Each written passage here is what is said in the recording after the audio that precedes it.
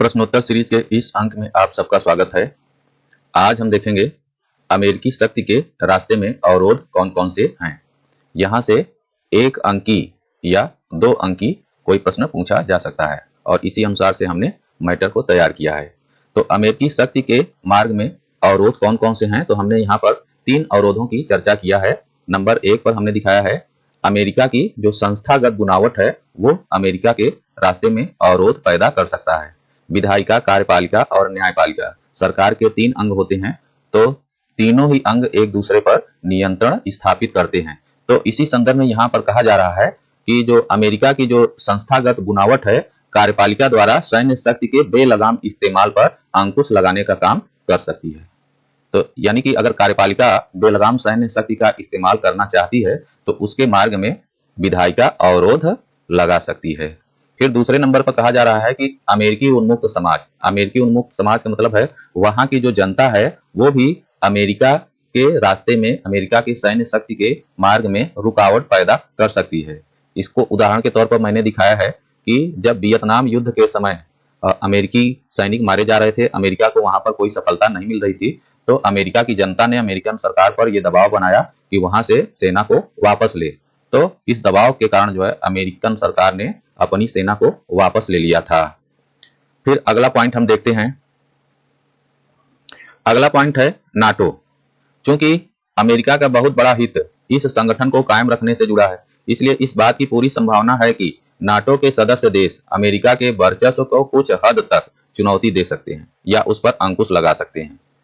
इसका कहना यह है कि अगर अमेरिका किसी गलत नीति पर आगे बढ़ना चाहता है तो ऐसी स्थिति में जो नाटो के सदस्य देश हैं उसका साथ देने से इनकार कर सकते हैं या उसके मार्ग में अवरोध पैदा कर सकते हैं। तो इस तरह से आपने देखा कि अमेरिकी शक्ति के मार्ग में 3 अवरोध हो सकते हैं। एक तो वहां की जो संस्थागत बुनावट है, विधायिका, कार्यपालिका, न्यायपालिका, जो एक दूसरे के मार्ग में अवरोध पैदा कर सकते हैं। तो कार्यपालिका के मार्ग में विधायिका और न्यायपालिका अवरोध पैदा कर सकते हैं। इसके बाद वहां की जो जनता है वो अमेरिका के मार्ग में अवरोध पैदा कर सकता है। और तीसरा है नाटो। नाटो भी अमेरिका की गलत नीतियों में उसका साथ देने से इनकार कर सकता है। तो आइए देखते हैं अगला प्रश्न क्या है। अगला प्रश्न है अमेरिकी वर्चस्व से कैसे निपटें। तो यहां से भी 1 अंकी या 2 अंकी कोई प्रश्न पूछा जा सकता है।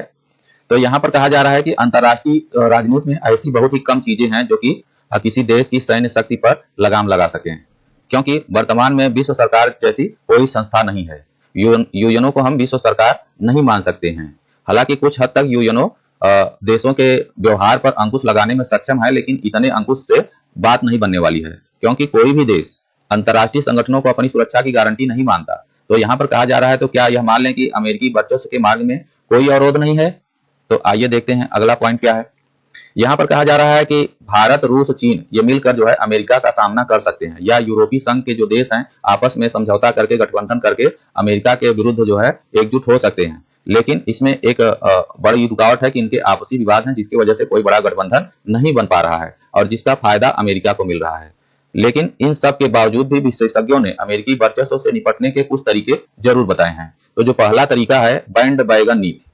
तो ये अलग से भी पूछा जा सकता है 2 नंबर में कि बैंड बैगन नीति क्या है। तो आपको बताना है कि जैसी बहे बयार पीठ तैसी कीजिए, यानी कि जिधर की हवा बह रही हो उसी के अनुसार हमको भी आगे बढ़ना चाहिए। अगर अमेरिका के वर्चस्व का दौर चल रहा है तो अमेरिका से हमको दुश्मनी नहीं करना चाहिए, बल्कि अमेरिका से दोस्ती करके ज्यादा से ज्यादा फायदा उठाने का प्रयास करना चाहिए। तो इसे ही बैंड बैगन नीति कहते हैं। फिर यहाँ दूसरे नंबर पर दिया है वर्चस्व वाले देश से यथासंभव दूरी बना के रखना चाहिए। वर्चस्व वाले देश यानी जो शक्तिशाली देश है, जिसका वर्चस्व है, उसके आंखों में नहीं आना चाहिए, उसकी नजर में नहीं आना चाहिए, यानी उससे दूरी बना के रखिए, उससे कट के रहिए। तो ऐसी स्थिति में जब उसकी नजर आपके ऊपर नहीं पड़ेगी तो आपके हित सुरक्षित रह सकते हैं। तो फिर अगला पॉइंट देखते हैं। अब यहाँ पर कहा जा रहा है कि राज्यस्तर संस्थाएं। राज्यस्तर संस्थाएं में क्या क्या हो सकते हैं। स्वयंसेवी संगठन, सामाजिक आंदोलन, जनमत, मीडिया का एक बड़ा तबका, बुद्धिजीवी, लेखक, कलाकार आदि संस्थाएं एक विश्वव्यापी नेटवर्क बना सकती हैं, जिसमें अमेरिकी लोगों को भी शामिल किया जा सकता है और ये सभी मिलकर अमेरिका की नीतियों की आलोचना कर सकते हैं और ऐसी स्थिति में अमेरिका पर प्रभाव पड़ेगा।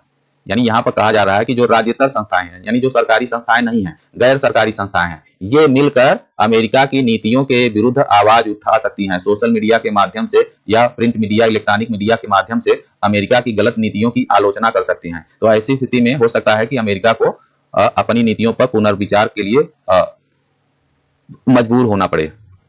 अब यहाँ पर कहा जा रहा है आज के समय हम एक विश्वग्राम में जी रहे हैं। ये ग्लोबलाइजेशन का समय है, तो आज के समय में हम एक विश्वग्राम में जी रहे हैं और इस विश्वग्राम का चौधरी है अमेरिका और हम उसके पड़ोसी हैं। यानी आज का जो समय है वो विश्वग्राम का समय है, यानी पूरे विश्व को एक गांव मान लें और उस गांव का जो चौधरी है वो अमेरिका है और हम उसके पड़ोसी हैं। अब यहाँ पर कहा जा रहा है यदि इस चौधरी का बर्ताव असहनीय है तो भी हमारे पास इस गांव को छोड़कर किसी अन्य गांव में जाने का विकल्प नहीं है।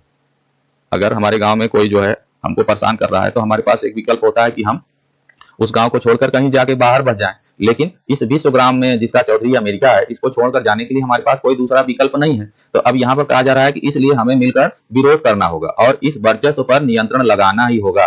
अगर हम ऐसा नहीं कर सकते हैं तो हमारा भविष्य सुरक्षित नहीं है। यहाँ पर यह कहा जा रहा है।